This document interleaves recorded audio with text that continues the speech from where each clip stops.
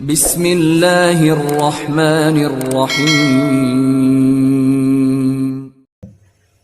بسم اللہ الرحمن الرحیم الحمد للہ وکفی وسلام علی عبادہ الذین اصطفی اما بعد اعوذ باللہ من الشیطان الرجیم بسم اللہ الرحمن الرحیم یا ایہا الذین آمنوا توبوا الی اللہ توبۃ نصوحا سبحان ربک رب العزة عما یصفون وسلام علی المرسلین والحمد للہ رب العالمین اللهم صل على سيدنا محمد وعلى آل سيدنا محمد وبارك وسلم اللهم صل على سيدنا محمد وعلى آل سيدنا محمد وبارك وسلم اللهم صل على سيدنا محمد وعلى آل سيدنا محمد وبارك وسلم۔ مقصد زندگی اللہ کی بندگی اور مقصد حیات اللہ تعالیٰ کی یاد۔ نہ ہم اپنی مرضی سے دنیا میں آئے نہ اپنی مرضی سے اس دنیا سے جائیں گے۔ اللہ پاک نے حکم فرمایا تو آ گئے اور اللہ تعالیٰ حکم فرمائیں گے تو چلے جائیں گے۔ نہ آنے میں ہماری مرضی کا کوئی دخل نہ جانے میں ہماری مرضی کا کوئی دخل۔ عقل مندی کا تقاضا یہ ہے بیچ کی جو زندگی ہے وہ بھی ہم اللہ کی مرضی کے مطابق گزاریں۔ میں نے آپ کے سامنے قرآن پاک کی آیت پڑھی۔ اللہ پاک فرماتے ہیں یا ایھا الذین آمنوا توبوا الی اللہ توبۃ نصوحا۔ ہر آدمی اس دنیا کے اندر اپنے کسی بڑے سے رابطہ استوار کر کے اس سے اپنے مقاصد حل کرنا چاہتا ہے۔ دنیا کا غریب کسی امیر آدمی سے دوستی گانٹھتا ہے اور اس کا دل خوش کر کے اس سے مالی مفاد حاصل کرتا ہے۔ دنیا کا کوئی عام آدمی حکومت کے افسران سے تعلقات قائم کرتا ہے، ان کا دل خوش کرتا ہے اور ان سے اپنے کام بنواتا ہے۔ سوال یہ پیدا ہوتا ہے کہ کائنات کے اندر سب سے بڑا کون؟ اللہ کی ذات ہے۔ تو اللہ تعالیٰ سے ہم اپنے کام کیسے بنائیں؟ اللہ سے اپنے کام کیسے بنائیں؟ دنیا والوں کے ساتھ رہ رہ کر دنیا والوں سے کام بنانے تو سب کو آ گئے، لیکن اللہ کا بندہ بن کر اللہ سے کام کس طرح سے نکالا جائے اور اللہ کو کیسے راضی کیا جائے؟ آج کی اس مجلس میں اسی عنوان پر کچھ بات کرتے ہیں۔ اللہ رب العزت اخلاص کے ساتھ کہنے، سننے اور عمل کرنے کی توفیق عطا فرمائے۔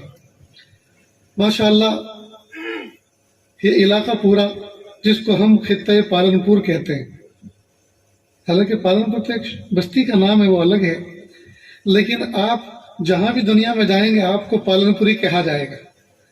اور یہ نسبت اس لیے بھی لگی ہے کہ حضرت مولانا عمر صاحب پالنپوری رحمۃ اللہ علیہ چونکہ اس خطے سے تعلق رکھتے تھے، جی حالانکہ وہ تو گٹامن کے تھے لیکن پالنپور سے مشہور ہوئے، تو یہ نسبت پالنپور بہت مشہور ہو گئی۔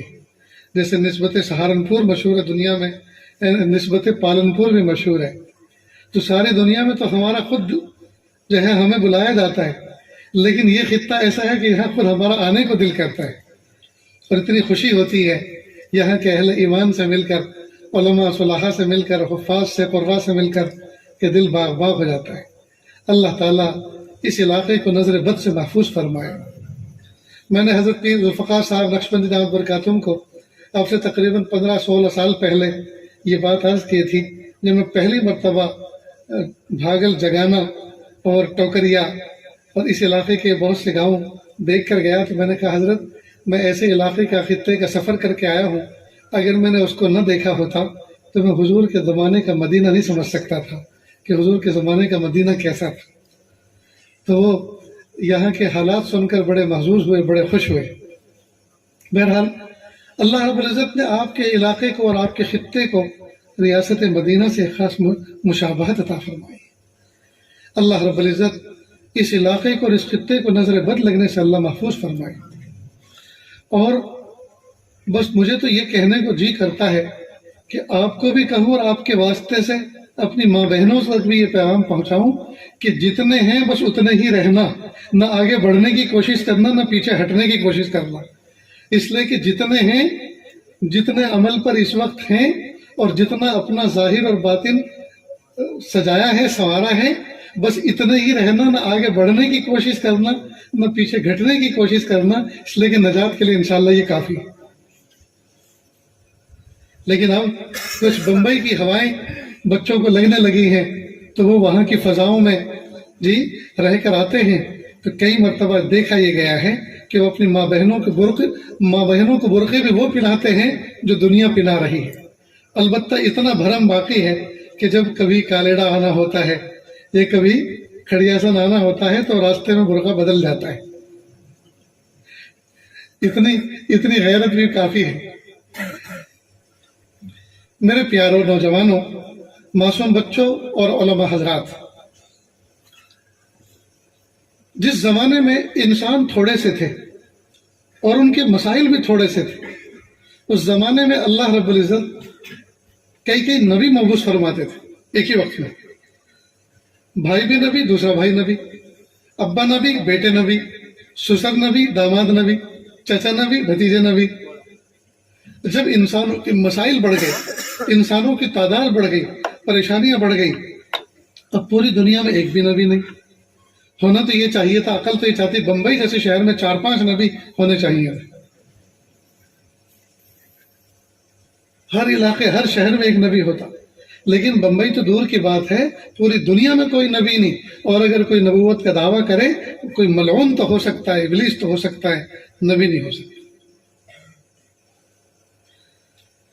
تو وقت کا نبی اگر کوئی زمانے میں ہوتا تو امت اس کے کندھے سے سر رکھ کے رو لیا کرتی، ان کے ہاتھ اٹھوا کر اللہ سے فیصلے اتروا لیا کرتی۔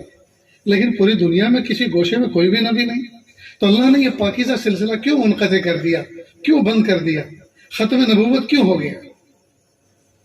سنیں وہ دل کے کانوں سے سنیں۔ پیارے اللہ نے انبیاء کرام کی جو سیریز چالو کی، اس میں سب سے آخری نبی اور سب سے بڑے نبی پیارے آقا صلی اللہ علیہ وسلم مبعوث ہوئے۔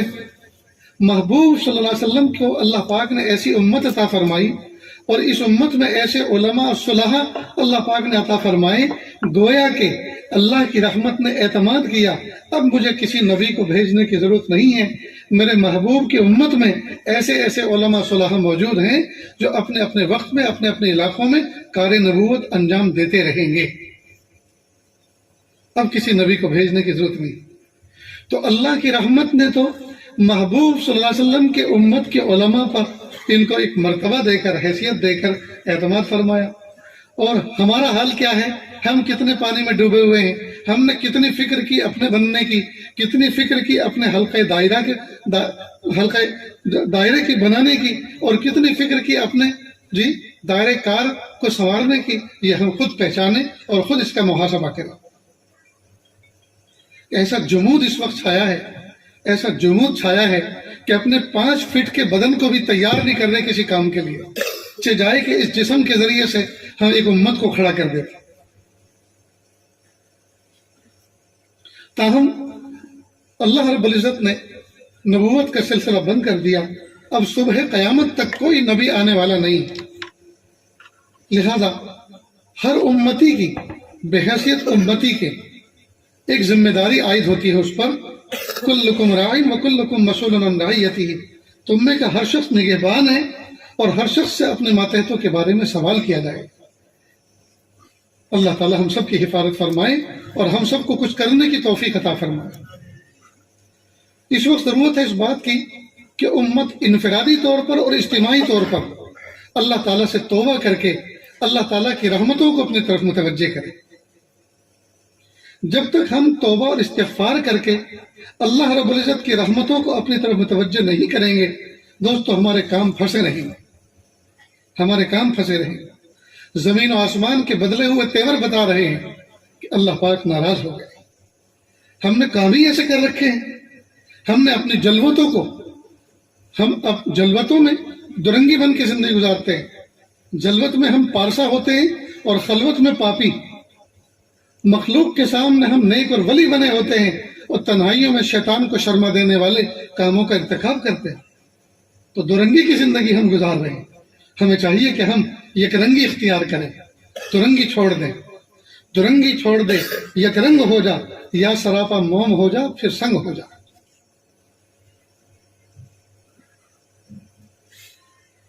تو ضرورت ہے اس بات کی کہ ہم تنہائی میں یا جلوت میں اور خلوت میں ہم اللہ تعالیٰ سے صلح کا معاملہ کریں.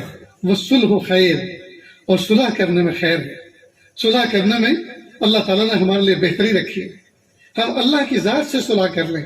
میرے پیارے رب، میں آپ کا دامن مضبوطی سے تھامنا چاہتا ہوں، آپ کی رسی کو مضبوطی سے تھامنا چاہتا ہوں. میرے پیارے اللہ، میں بڑا بگڑا ہوا ہوں. میرے پیارے رب، آپ میری تنہائیوں کو، میری جلوت اور خلوت کو بخوبی جانتے ہیں. میرے پیارے اللہ، میں بگڑا ہوا ہوں. اب میں سدھرنا چاہتا ہوں. میں آپ کا بن کر زندگی گزارنا چاہتا ہوں. میں آپ کے پیارے محبوب صلی اللہ علیہ وسلم کے نقش قدم پر زندگی گزارنا چاہتا ہوں. اللہ آپ میری مدد فرمائیے. اور ہم کامل اللہ تعالیٰ سے صلح کا معاملہ کر کے، توبہ اور استغفار کر کے، ہم ایک جو ہے ضابطہ حیات بنائیں، اور ضابطہ بنا کر اس ضابطے کے مطابق زندگی گزاریں.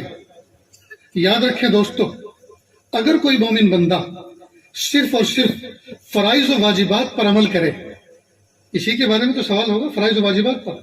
کوئی مومن بندہ صرف اور صرف فرائض و واجبات پر عمل کرے، کوئی نفل نہ کرے، کوئی نفل کام نہ کرے، لیکن گناہوں سے اپنے دامن کو بچا کے رکھے، خدا کی قسم قیامت کے دن سیدھا جنت میں جائے گا. لیکن ایک بندہ ہے جو فرائض و واجبات کی بھی حفاظت کرتا ہے، نوافل اور سنن کا بھی پورا پورا خیال رکھتا ہے، لیکن گناہ بھی پیٹ بھر کے کرتا ہے، تو جنت میں جانا نہ جانا تو بعد کی بات ہے، لیکن پہلے تطہیر کے لیے جہنم میں ضرور جانا پڑے گا. تو جس معصیت اور جس گناہ کے کرنے سے جہنم میں جانا یقینی بنتا ہے، یہ کون سی عقل مندی ہے کہ ہم جہنم میں جانے کا یقینی کام کریں؟ پھر ضرورت ہے اس بات کی کہ ہم گناہوں کو زیرو لیول پر لے کر آئیں. ہم گناہوں کو زیرو لیول پر لے کر آئیں. نیکی ہم سے ہو یا نہ ہو، نیکی ہو یا نہ ہو، لیکن گناہ بالکل نہیں ہونا چاہیے. اور اسی مثال کو ہم اچھی طرح سے سمجھ سکتے ہیں. ایک بچہ ہے جو ماں باپ کی فرما برداری بھی کرتا ہے اور کھانا پینے کا پورا خیال رکھتا ہے، ان کی ضروریات کی تکمیل کا بھی پورا خیال رکھتا ہے، لیکن کئی مرتبہ دن میں گالیاں بھی منہ سے نکالتا ہے، دھکا بھی دے دیتا ہے، آستینیں بھی چڑھاتا ہے، گھورتا بھی ہے، تیز تیز بھی بولتا ہے، یہ سب کچھ کرتا ہے. اور ایک بچہ ہے گھر میں، نہ وہ کسی کام کا نہ کاج کا، کوئی کام وہ نہیں کرتا، معذور ہے، اپاہج ہے، لیکن ماں باپ کو ستاتا نہیں ہے، ماں باپ کا دل دکھاتا نہیں ہے. حقیقت میں دیکھیے، ماں باپ کا دل اس سے بوجھل نہیں ہوتا، ماں باپ اس سے خوش ہوتے ہیں، لیکن وہ جو سارے ضروریات کا خیال رکھتا ہے اور گھر میں ساری ضروریات کو لالا کر رکھتا ہے، لیکن ماں باپ کے ساتھ میں ترش کلامی سے پیش آتا ہے جی، اور ماں باپ کے ساتھ میں لڑائی جھگڑا کرتا ہے، اونچی اونچی آواز سے باتیں کرتا ہے، ماں باپ کا دل اس سے ہمیشہ دکھی رہتا ہے. بالکل مثال ایسی ہی ایک بندہ نیکیاں بھی کرتا ہے جی، نیکی کا ڈھونگ بھی کرتا ہے، ظاہر میں تقوی کا لباس بھی پہنتا ہے، سب کچھ، لیکن تنہائیوں میں شیطان کو شرما دینے والے کاموں کا ارتکاب بھی کرتا ہے. اللہ کی نظر میں یہ بندہ گرا ہوا ہے. لیکن ایک شخص ہے جو صرف اور صرف فرائض و واجبات پر اکتفا کرتا ہے، اور کوئی کام اس سے نہیں ہوتا، لیکن وہ گناہ سے اپنے دامن کو بچا کے رکھتا ہے، وہ اللہ کے ولیوں میں شمار ہوتا ہے. اس لیے پیارے نوجوانوں، طلبہ عزیز، کوشش اس بات کی کریں کہ فرائض و واجبات کے بعد نوافل میں ہم چاہے درک حاصل نہ کر سکیں، نوافل میں چاہے ہم آگے جو ہے قدم نہ بڑھا سکیں، لیکن گناہوں سے اپنے ہاتھ دامن کو بچا کر رکھیں. نیز اگر کبھی کوئی معصیت ہو جائے، کبھی کوئی ارتکاب ہو جائے نفس و شیطان کے غلبے کی وجہ سے، پھر اللہ کی رحمت سے مایوس نہ ہو. محبوب صلی اللہ علیہ وسلم نے فرمایا، التائب من الذنب کمن لا ذنب لہ، گناہوں سے توبہ کرنے والا ایسا ہے جیسے کہ اس نے گناہ کیے ہی نہیں. جیسے موبائل فون کے اندر دنیا بھر کی چیزیں خرافات جمع کر کے رکھتے ہیں، اور یہ پتہ لگے کہ آپ بڑے بھائی جان آنے والے ہیں، آج وہ میرا فون چیک کرنے والے ہیں، یا آج استاذ میرا فون چیک کرنے والے ہیں، اور آدمی اس میں ڈیلیٹ کمانڈ استعمال کر کے سب کو ڈیلیٹ کر دے، تو سب ڈھونڈتے رہ جائیں گے جی کون سی گیلری میں کہاں فوٹو تھے اور کہاں میسج تھے، کچھ بھی نہیں، اس لیے کہ ڈیلیٹ کمانڈ ایسی استعمال کی کہ اس میں لگتا ہے کہ کچھ تھا ہی نہیں.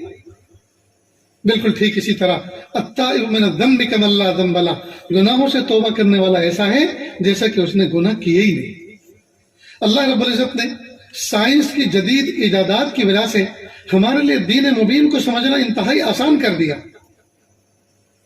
دیکھیں کئی مرتبہ ہم فون کرتے ہیں، فون کی رنگ اور فریکوینسی یہاں سے نکلتی ہے، اور جس پر ہم نے رابطہ کیا، جس نمبر پر، فون کی فریکوینسیز وہاں تک جاتی ہیں، اس کے جیب میں گھستی ہے، اس کے فون سے، اس کے ہینڈ سیٹ سے ٹکراتی ہے، اور اگر اس کا سوئچ آف ہے تو وہ ایک اناؤنسمنٹ واپس سناتی ہے کہ جس گاہک سے آپ رابطہ کر رہے ہیں اس کا سوئچ آف ہے۔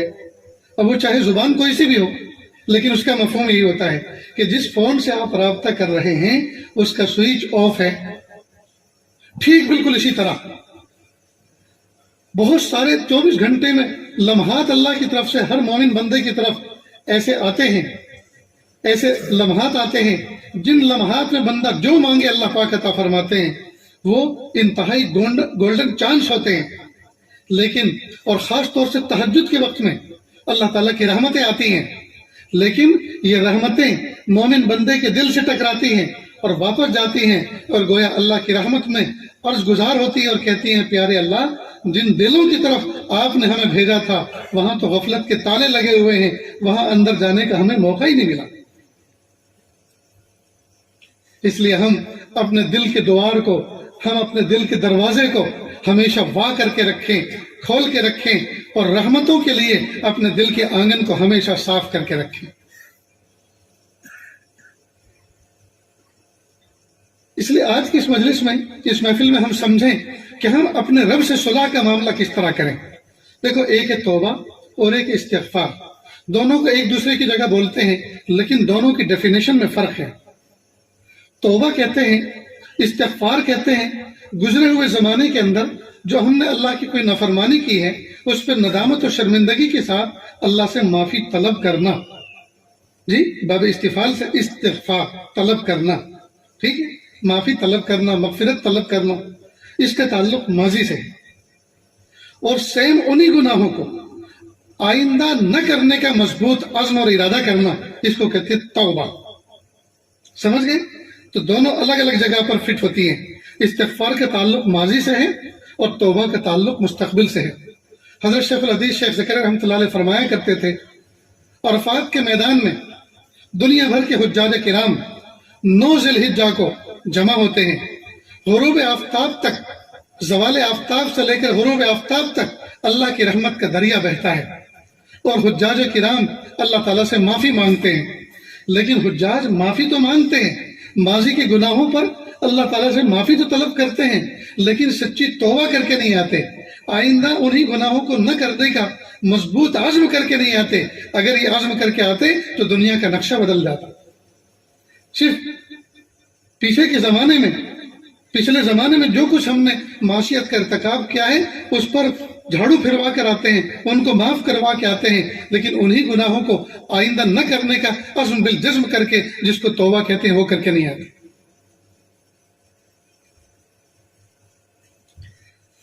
تو ایک ہے استغفار اور ایک ہے توبہ، دونوں اپنی اپنی جگہ پر الگ معنی رکھتے ہیں۔ ویسے ایک دوسرے کی جگہ پہ بولتے ہیں بھائی توبہ استغفار کرو، لیکن دونوں کا مفہوم الگ ہے۔ جب کوئی بندہ اللہ تعالیٰ سے سچے دل سے معافی مانگ لیتا ہے، سچے دل سے اللہ سے معافی مانگ لیتا ہے، تو اللہ رب العزت اس کے گناہوں کو ریکارڈ سے بھی ختم کر دیتے ہیں۔ دنیا کی عدالتیں اپنے مجرمین کو مجرم بننے سے پہلے وہ ملزم ہوتا ہے، اور جب جرم ثابت ہو جاتا ہے تو پھر مجرم بن جاتا ہے۔ دنیا کی عدالتیں اپنے مجرمین کو معاف تو کر دیتی ہیں، لیکن فرد جرم ان کی الماریوں میں ریکارڈ محفوظ رہتا ہے۔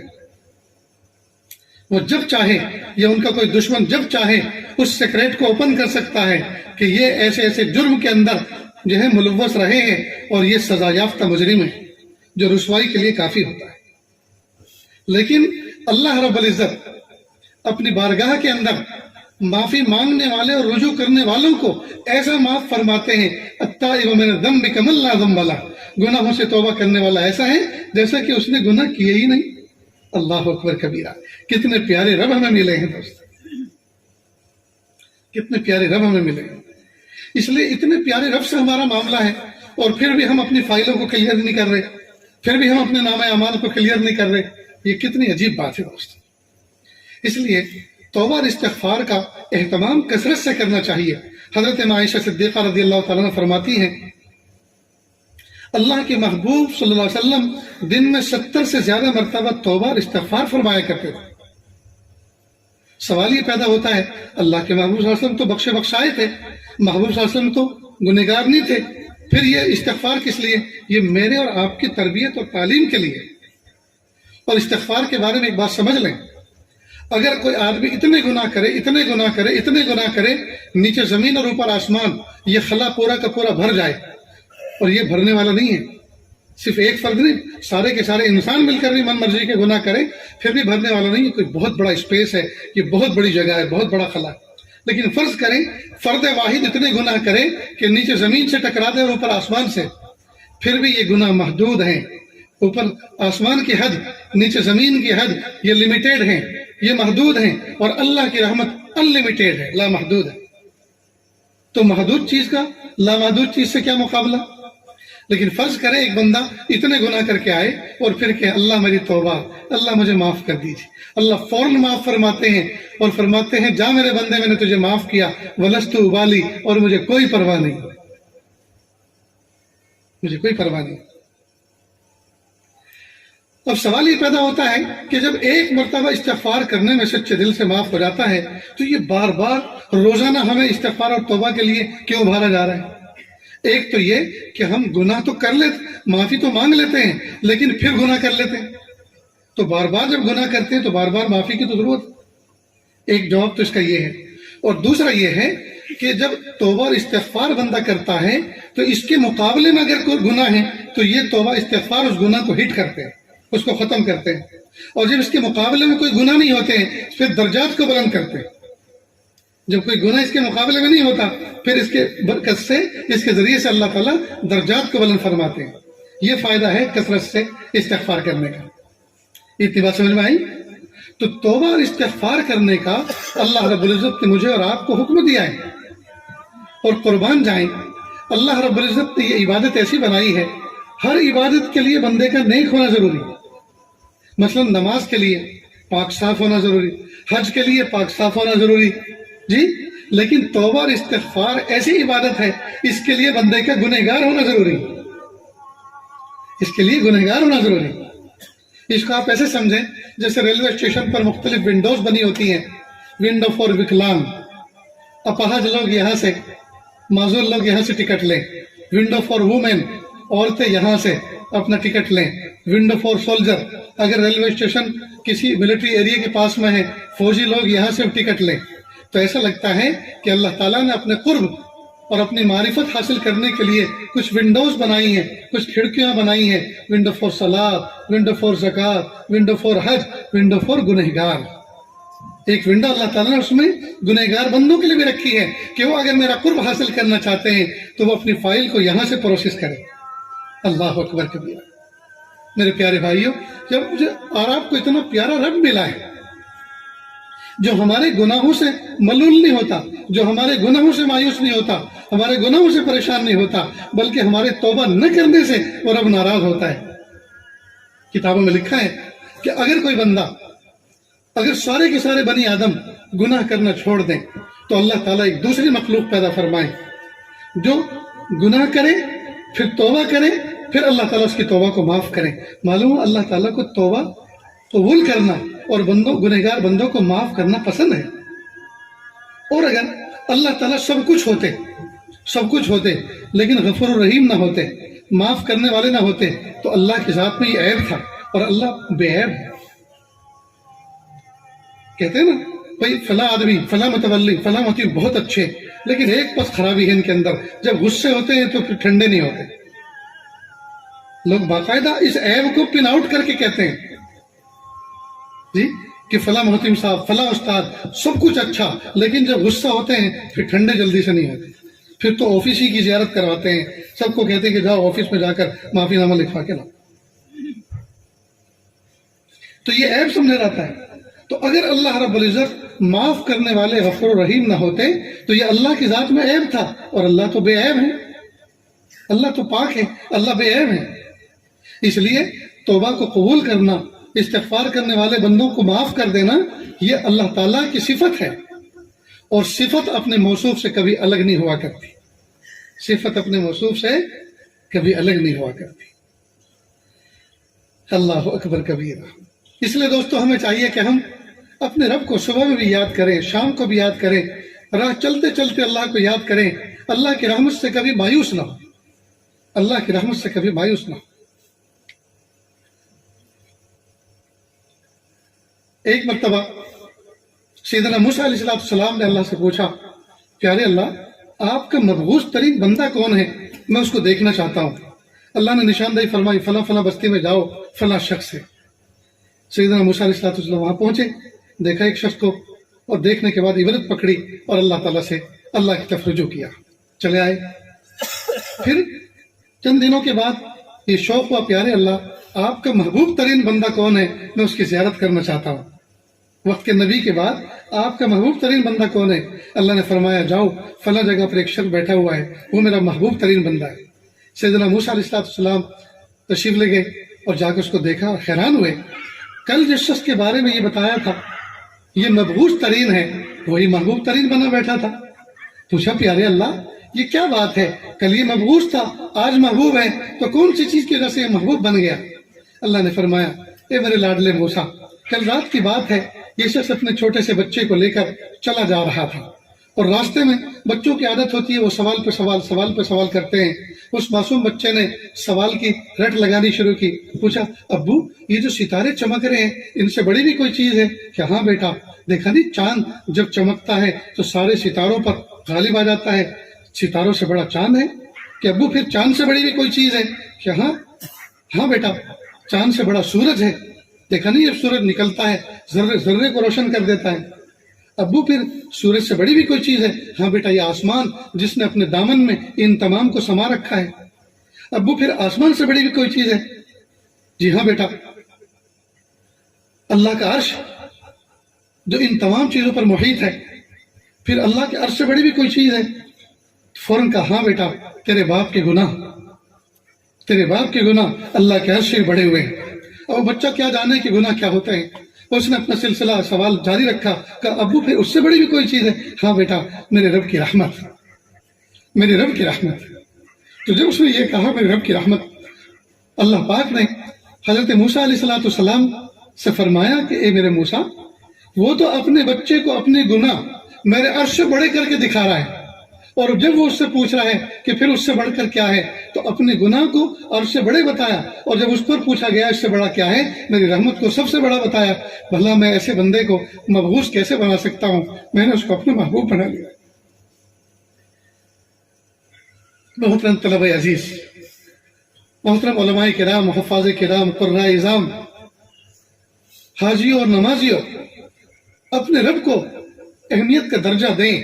ہم اپنی مناجات میں تنہائیوں میں اپنے رب کو منانے کی کوشش کریں، اور اپنے کچا چٹھا اپنے رب کو سنائیں اور کہیں میرے پیارے رب مجھ سے کچھ نہیں ہو سکتا، کرنے والی ذات آپ کی ہے۔ اللہ میں نے بہت آپ کا ولی بننا چاہا لیکن ولی نہ بن سکا، البتہ شیطان بن گیا ہوں۔ کہ اللہ وہ کون سی گناہ ہیں جو میں نے نہیں کیے؟ پہلے زمانوں میں 100 سال کی عمر پانے والوں نے شاید وہ گناہ نہیں کیے جو کہ میں نے چھوٹی سی عمر میں کر ڈالے ہیں، اور جو گناہ نہیں کیے، جو بچے ہوئے ہیں، وہ اس لیے نہیں کیے کہ ان کے کرنے کا ارادہ نہیں ہے، بلکہ اس لیے نہیں کیے کہ ان کا کوئی موقع نہیں ملا۔ اگر موقع مل چکا ہوتا تو وہ گناہ بھی کر چکا ہوتا۔ میرے پیارے رب کب تک اس طرح سے زندگی گزرے گی؟ آپ مجھے معاف کر دیجیے۔ تو تنہائیوں میں ہم اللہ تعالیٰ سے مناجات کرنے والے بنے، تنہائیوں میں ہم توبہ اور استغفار کرنے والے بنے۔ جب ہم اپنا تنہائی میں پرسنل معاملہ اللہ تعالیٰ کی ذات سے درست کر لیں گے انشاءاللہ، پھر اجتماع میں یا انفرادی حیثیت میں جب ہم اللہ کے دربار میں ہاتھ اٹھائیں گے، اللہ تعالیٰ کے فیصلے اترائیں گے۔ میں اپنے دوست احباب میں ذکر کر رہا تھا، خراسان کے اندر ایک بادشاہ نے اپنے محل کو بڑا کرنا چاہا، اور اس جگہ کے اپنے محل کو جہاں اس نے بڑا کرنا چاہا وہاں ایک بڑھیا کا جھوپڑا آ رہا تھا۔ تو بادشاہ نے اس سے کہلوایا کہ آپ اپنے جھوپڑے کو ہٹا دو، تمہاری من مرضی کے مطابق ہم پورا گھر بنا دیں گے، لیکن یہاں سے اس کو ہٹا دو، ہمیں یہاں محل کو آگے بڑھانا ہے۔ تو بوڑھی عورت تھی، بوڑھے جو افراد ہوتے ہیں وہ اپنی جائیداد سے ایک محبت رکھتے ہیں، کہا کہ نہیں، میں نے تو اسی جھوپڑے میں آنکھ کھولی ہے، یہ میرے آباء و اجداد کا عطیہ ہے، اس کو تو میں کبھی نہیں چھوڑوں۔ بادشاہ چپ کر کے بیٹھ گیا۔ ایک مدت کے بعد اس کو کسی لمبے سفر پہ جانا تھا، خبر ملی بادشاہ کو کہ بڑھیا غائب ہے، بڑھیا موجود نہیں ہے، کہا جھوپڑا اڑا دو، جب آئے گی دیکھا جائے گا، من مرضی کی جگہ پہ اس کا شاندار گھر بنا کے دیں گے۔ جب بڑھیا آئی اور اس نے اپنے ہمسایوں سے پوچھا میرا جھوپڑا نظر نہیں آ رہا، وہ کدھر گیا؟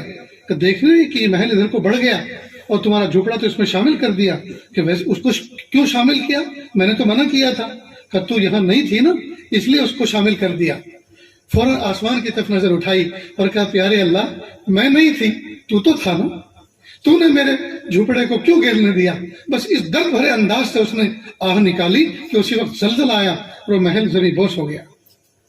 ایک بڑھیا اللہ تعالیٰ کے عرش کے پایوں کو اور ستونوں کو ہلا دیا کرتی تھی اور آسمان سے فیصلے اتروا دیا کرتی تھی۔ آج دوستو امت اتنی بڑی تعداد میں موجود ہے اور فیصلے نہیں اتروا پا رہی۔ دوستو کہیں نہ کہیں تو پانی مر رہا ہے، کہیں نہ کہیں تو ہم سے کچھ مسٹیک ہو رہی ہے، کہیں نہ کہیں تو ہم سے غلطی ہو رہی ہے۔ اس لیے ہمیں چاہیے، بلکہ پوری امت کو چاہیے کہ انفرادی طور پر اور اجتماعی طور پر ہم اللہ تعالیٰ سے صلح کا معاملہ کر لیں اور کہ پیارے اللہ ہم گناہ نہیں کریں گے، ہم معصیت کا ارتکاب نہیں کریں گے۔ اللہ ہم آپ سے دوستی کرنا چاہتے ہیں، اللہ ہم آپ کی ولایت کی بھیک مانگتے ہیں۔ اللہ اپنا ولی بنا لیجئے، اپنے محبوب بندوں میں ہمیں شمار فرما لیجئے۔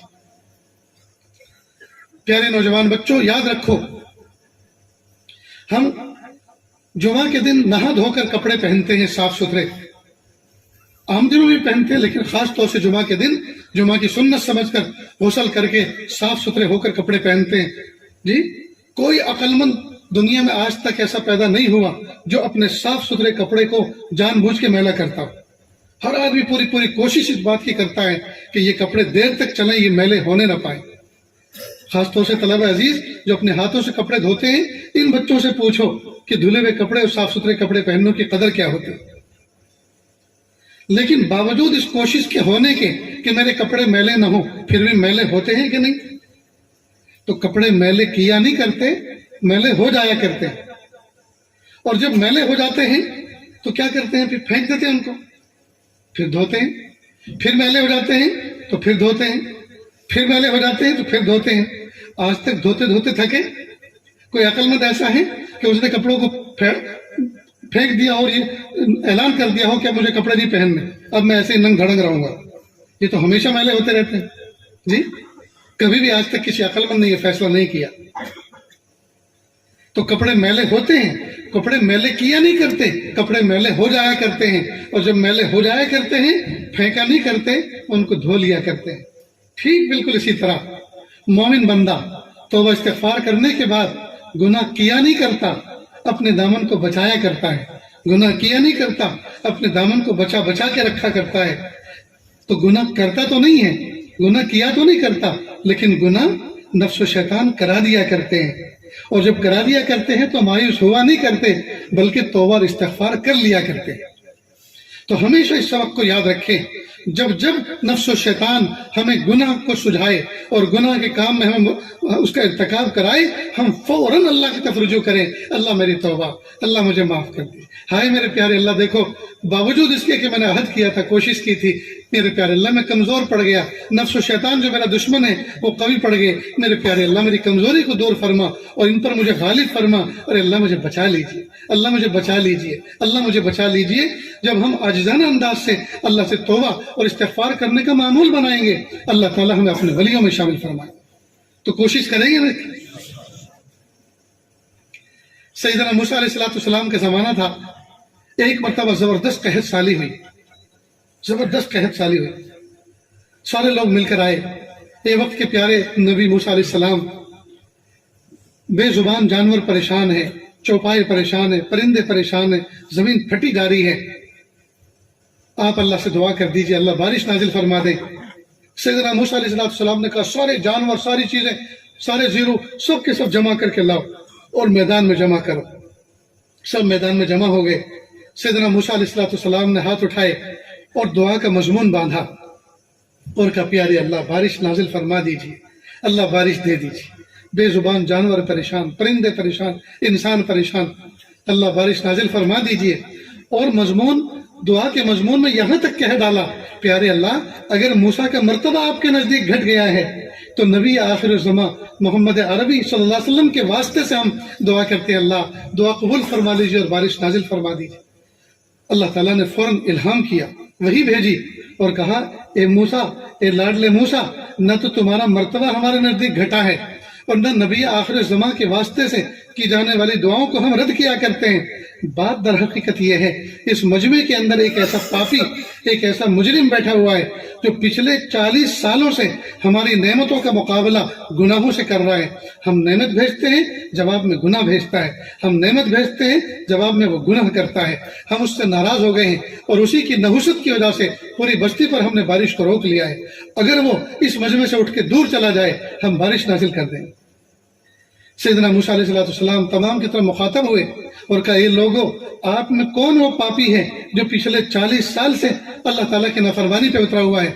अल्लाह से अभी गुफ्तगू हुई है, अल्लाह ने अभी फरमाया अगर वो उठ के चला जाता है तो अभी बारिश नाजिल हो जाती है।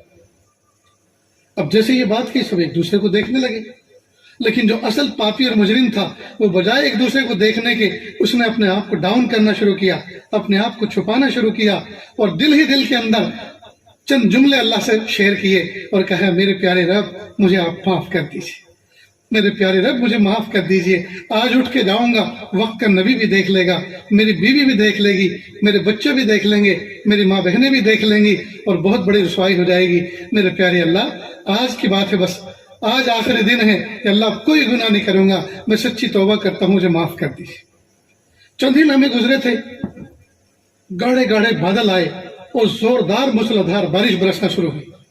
सैयदना मूसा अलैहिस्सलाम फिर ज़ात हक की तरफ मुतवज्जे हुए और फरमाया, अर्ज किया, प्यारे अल्लाह, अभी तो पापी और मुजरिम उठने भी ना पाया और आपने बारिश नाजिल फरमा दी। प्यारे अल्लाह ने फरमाया, ए मेरे लाडले मूसा, जिसकी वजह से रोक रखा था उसी की वजह से नाजिल भी कर दिया। प्यारे अल्लाह, दिखा तो दीजिए वो 40 साल पापी और मुजरिम कौन था? अल्लाह पाक ने फरमाया, ए मेरे लाडले मूसा, जब वो मेरा बागी तागी था तब मैंने उसको रुसवा न किया, अब जबकि मेरा वली बन चुका है, अब भला मैं कैसे उसको रुसवा कर सकता हूँ? देखिए अल्लाह ताला कैसे कैसे पर्दे रखते हैं, अल्लाह कैसी लाज रखते हैं। जब हमें इतना प्यारा रब मिला है और हमें ऐसे रब से मिलाने वाला ऐसा नबी मिला, जब हमें इतनी ऊंची निस्बत मिली, लाडले मूसा अलैहिस्सलाम की निस्बत रखने वाले, उनके उम्मती होने की निस्बत रखने वाले जी इसराइली की गुनाह को अल्लाह पाक ने माफ कर दिया, तौबा को कबूल कर लिया, तो मैं और आप, हम तो निस्बत मोहम्मदी रखते हैं, हम तो निस्बत मदनी रखते हैं कि अल्लाह पाक हमारी दुआओं को रद्द कर देंगे? कि हमारी दुआओं को रद्द कर देंगे? ये कभी नहीं हो सकता। और जरूरत इस बात की है, हम अपनी तन्हाइयों को संवार लें, हम अपनी तन्हाइयों को संवार लें। जलवतों में तो वैसे भी देखा देखी हर आदमी अपने आप को बना सजा के रखता है, बतकल्लुफ अपने आप को नेक जाहिर करने की कोशिश करता है, लेकिन सारा मसला खलवतों का है, सारा मसला तन्हाइयों का है। हम शैतान को शर्मा देने वाले कामों का इर्तिकाब करते हैं और जब से ये फोन ईजाद हुए हैं, हम अपने आप को तन्हाई में तन्हा न समझें, बल्कि हमारे साथ में शैतान की बहुत बड़ी फौज साथ में रहती है। सारी खलवतों को कबाड़ा कर दिया, सारी खलवतों का इस फोन ने कबाड़ा कर दिया। अगर कोई शख्स यूं कहे, मैं तो अपने खेत पर एक झुपड़ा बना के तन्हा रहता हूं, बस उससे ये पूछ लो कि आपके पास, आपके साथ में फोन मौजूद है? अगर वो फोन है तो तन्हा रहने का उसका दावा झूठा समझो, इसलिए कि वो तन्हा नहीं है, वो तो हजारों लाखों इंसानों के साथ अपना ताल्लुक बनाए हुए है। अहले इल्म हज़रात, तलबे अजीज का हाल ये कि फोन साथ में है, किताब सामने है, फोन इधर रखा हुआ है, अभी तो मुब्तदा पढ़ा, खबर पढ़ी भी नहीं, अभी तो उसका कोई नतीजा भी नहीं निकला, इतने में फोन आ गया, फोन उठा के उठ के चले गए और किताब इंतजार कर रही है कि मुब्तदा पढ़ के गया है, कम से कम आके खबर तो पढ़ ले। मुताले नाकिस हो गए, कुरान पाक की तिलावत कर रहे हैं और सामने फोन रखते हैं और कुरान पाक की तिलावत करना गोया रब्बे करीम के साथ, ज़ात हक के साथ मुनाजात करना है, और इधर फोन आया, कुरान पाक को छोड़ दिया, अल्लाह को छोड़ दिया, उसकी मुनाजात को छोड़ दी और बोधी मखलूक के साथ बात करने लगा। हाय हाय, कैसी गैरत की बात है। अगर अल्लाह ताला की गैरत को उस वक्त जोश आ जाए, हमेशा हमेशा के लिए महरूम कर दे कि कुरान पाक को तुझे खोलने की इजाजत नहीं देते, कि तू किस मुंह से हमारे कुरान पाक को खोल के हमारी तिलावत कर रहा है कलाम की, कि तुझे तो मखलूक का कलाम पसंद है। इसलिए जब भी मुताला करो, जब भी कुरान पाक की तिलावत करो, इस फोन को अपने से दूर करो, इसको फ्लाइट मोड में डालो, ताकि किसी की ना रिंग आए, न किसी का मैसेज आए और न कोई बात हमसे करे, ना हम किसी से बात करें। پھر دیکھو مطالعے میں کیسی جان پیدا ہوتی ہے، تلاوت میں کیسا شغف پیدا ہوتا ہے، اس کی برکت ہی کچھ الگ ہے۔ آج کے زمانے میں سب سے بڑا مجاہدہ فون کا استعمال ہے دوست، سب سے بڑا مجاہدہ۔ مریدین خانقاہوں میں جاتے ہیں، مشائخ سے ملتے ہیں، دن بھر ملفوظات سنتے ہیں، دن بھر ذکر و اذکار کرتے ہیں، اور راتوں کی تنہائیوں میں بس یہ 1 گھنٹہ 1.5 گھنٹہ کافی ہوتا ہے دن بھر کے انوارات کو ضائع کرنے کے لیے۔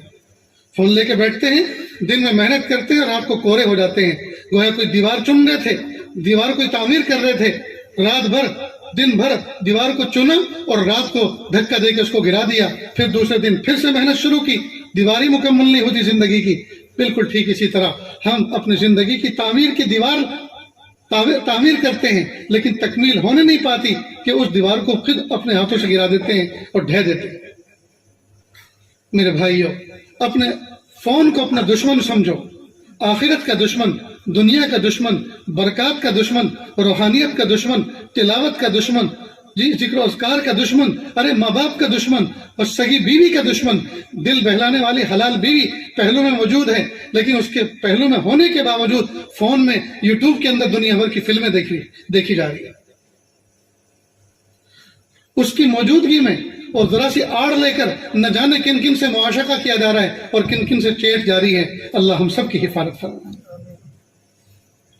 جو ہاتھ ہمارے ماں باپ کی خدمت کر کے ان کے دل کی دعائیں لینے والے تھے، آج وہی ہاتھ ماں باپ کی خدمت نہیں کر رہے بلکہ سیل فون کے اندر لگے ہوئے۔ دوستو، آج کے دور میں آسمان کی چھت کے نیچے سب سے بڑا مجاہدہ یہ سیل فون ہے۔ سیل فون ہے۔ اس سیل فون نے ہمیں تباہ و برباد کر دیا ہے۔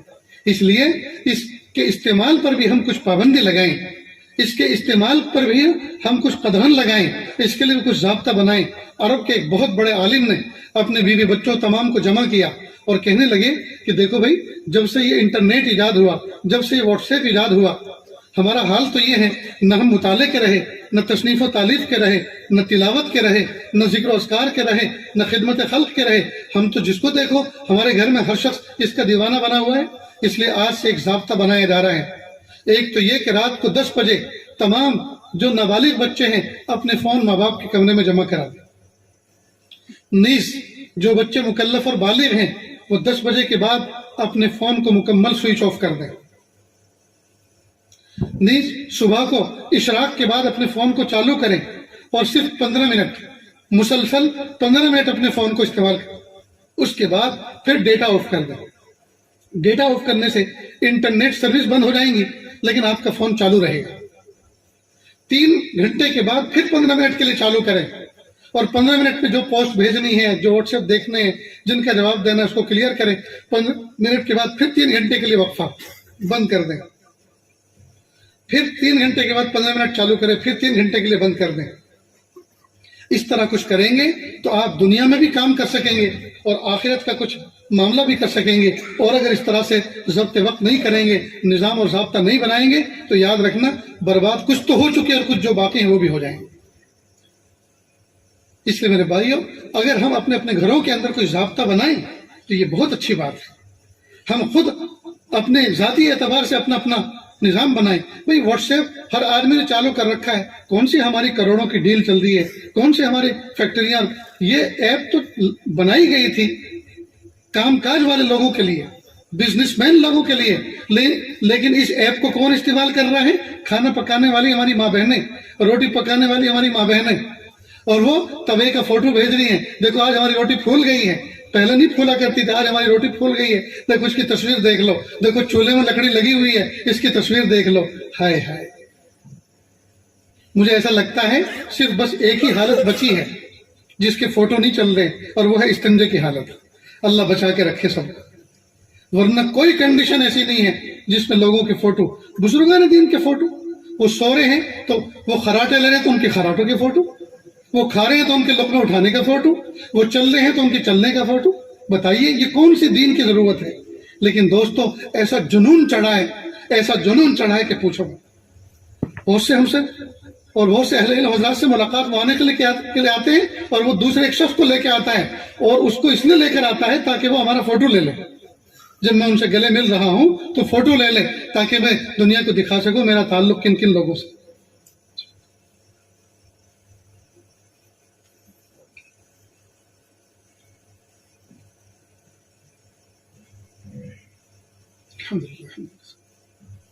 تو میرے بھائیوں، ہم تنہائیوں میں، جلوتوں میں اور خلوتوں میں اپنے رب کی رسی کو مضبوطی سے تھامیں، اپنے رب کی رسی کو مضبوطی سے تھامیں، توبہ اور استغفار کا معمول بنائیں، چلتے پھرتے اٹھتے بیٹھتے استغفر اللہ ربی من کل ذنب واتوب الیہ. اس صیغے کے اندر استغفار بھی آ گیا اور توبہ بھی آ گیا. رب اغفر ورحم وانت خیر الراحمین. قرآن پاک کی اس آیت کے اندر اللہ رب العزت نے بہت پیارا پیغام دیا، بلکہ اپنے پیارے محبوب صلی اللہ علیہ وسلم کو ایک تحفہ دیا. کائنات کا سب سے پیارا کون ہے؟ اللہ. اور اللہ کا پیارا کون ہے؟ رسول اللہ صلی اللہ علیہ وسلم. تو سب سے پیارے نے اپنے سب سے پیارے کو سب سے پیارا تحفہ دیا ہے، اور وہ کیا ہے؟ وَقُلْ رَبِّ اغْفِرْ وَارْحَمْ وَأَنْتَ خَيْرُ الرَّاحِمِينَ. اے میرے محبوب، اے میرے لاڈلے، آپ اس طرح کہا کریں، اے میرے رب، میری رب اغفر، اللہ میرے گناہوں کو معاف فرما، ورحم، اور مجھ پر نعمتوں کی نوازش فرما، وَأَنْتَ خَيْرُ الرَّاحِمِينَ، اور آپ نعمتیں دینے والوں میں اور راحتیں دینے والوں میں سب سے بہترین نعمت بخشانے والے.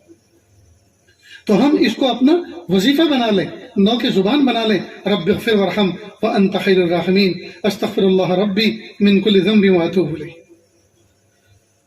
میرے پیارے طلبہ عزیز، ایک بات اور سمجھ لیں، اگر ہم نے اپنی آنکھوں سے کسی گنہگار کو گناہوں میں مبتلا دیکھ لیا، ہرگز ہرگز ہم اس کو حقارت کی نظر سے نہ دیکھیں. بہت اہم بات ہے یہ.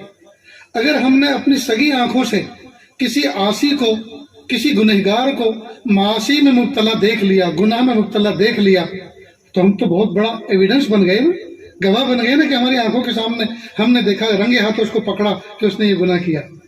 اس کے باوجود بھی اس گنہگار کو کبھی حقیر مت سمجھنا، اس لیے کہ جس وقت اس نے گناہ کیا یقیناً وہ اللہ کی رحمت سے دور تھا، گنہگار تھا. لیکن عام طور پہ ہوتا یہ ہے، گنہگار بندہ گناہ تو کر لیتا ہے، لیکن پھر اللہ کی طرف سے اس کو ندامت نصیب ہوتی ہے من جانب اللہ، اور اسی ندامت کا نام تو توبہ ہے. التوبۃ الندم، توبہ نام ہی ہے ندامت کا. تو اس کو توبہ بھی نصیب ہو جاتی ہے، اور توبہ جب ہو جاتی ہے تو وہ گنہگاری کی کیٹیگری سے نکل کر، گنہگاروں کی کیٹیگری سے نکل کر وہ اللہ کی ولیوں میں شامل ہو جاتا ہے. اب اگر ہم نے اس گنہگار کو جس کو اپنی آنکھوں سے دیکھا تھا تھوڑے وقت پہلے، بعد میں اگر اس کو گنہگار ہی کی نظر سے گردانیں گے اور دیکھیں گے، تو یاد رکھنا، کتابوں میں لکھا ہے، حدیث پاک کا مفہوم ہے کہ اللہ تعالیٰ اگر کوئی بندہ کسی گنہگار کو گنہگاری کا تانا دے، حالانکہ وہ اس گناہ پر توبہ کر چکا ہے، تو اللہ تعالیٰ اس تانا دینے والے کو اس وقت تک موت نہیں دیں گے جب تک کہ اسی طرح کے گناہ میں یہ بھی مبتلا نہ ہو جائے. اللہ ہم سب کی حفاظت فرمائے. تو کسی گنہگار کو دیکھ کر اپنی آنکھوں سے بھی اس کو گنہگار مت سمجھو، اس لیے کہ گناہ کا وہ عمل وہ چند لمحے کا تھا، لیکن جب وہ گناہ سے فارغ ہو گیا وہ تو توبہ کر کے اللہ کا ولی بن چکا. اب اگر ہم برا سمجھ رہے ہیں تو گنہگار کو برا نہیں سمجھ رہے بلکہ اللہ کے ولی کو برا سمجھ رہے ہیں. یہ بہت نازک مسئلہ ہے. آج کل نہ جانے کیسی کیسی ویڈیو آ جاتی ہیں، اس میں لوگ جو ہے کسی گناہ میں کسی کو ملوث دیکھتے ہیں، اور وہ ویڈیو ایسی وائرل ہوتی ہیں کہ پھر ہمیشہ ہمیشہ کے لیے اس آدمی کو پاپی سمجھا جاتا ہے. نہیں دوستو، ایسی بات نہیں ہے. یہ اللہ کا ایک نظام ہے، فاعل حقیقی اللہ کی ذات ہے. بلکہ اگر کسی کو گنہگار کو گناہ میں مبتلا دیکھ لیں تو یہ سوچیں، جی میرے پیارے رب، اس کی جگہ میں بھی تو ہو سکتا تھا. کہ اللہ آپ نے مجھے بچایا اور اس کو مبتلا فرمایا. میرے پیارے اللہ، جیسے آپ نے مجھے بچایا، کہ اللہ اس کے لیے میں معافی چاہتا ہوں، اللہ آپ اس کو معاف کر دیجئے، اس کی مغفرت فرما دیجئے. اور جیسے پیارے اللہ آپ نے مجھے بچا کے رکھا، اس کو بھی ہمیشہ بچا کے رکھیے. مومن کی شان تو یہ ہے، نہ یہ کہ اپنے دل میں کسی کا میل لے لے. جب کوئی آدمی کسی گنہگار کو گناہ میں دیکھتا ہے، اس کو گنہگار سمجھتا ہے، تو اس کا مطلب یہ ہوا کہ یہ اپنے آپ کو پارسا سمجھتا ہے. ذرا یہ تو بتائیے کہ یہ پارسا بنایا کس نے ہے؟